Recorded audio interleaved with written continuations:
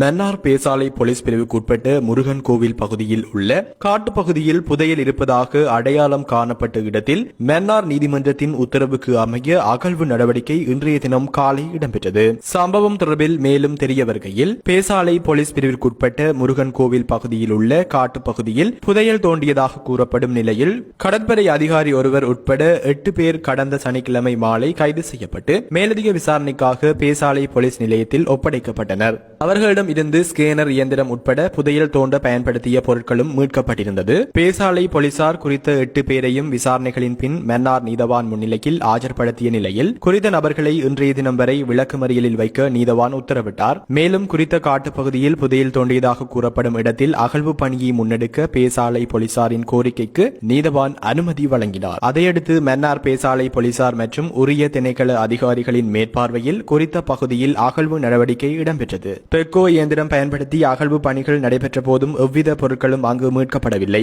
மேலும் அகழ்வு பணியின் போது புகைப்படம் மற்றும் வீடியோ எடுக்க ஊடகவியலாளர்களுக்கு பேசாலை போலீஸ் நிலைய பொறுப்பதிகாரி அனுமதி வழங்கவில்லை. இதேவேளை மன்னார் நீதிமன்றத்தில் ஆஜர்படுத்திய குறித்த 8 சந்தேக நபர்களையும் எதிர்வரும் 14 நாட்களுக்கு விளக்கமறியலில் வைக்க நீதவான் உத்தரவிட்டமை குறிப்பிடத்தக்கது.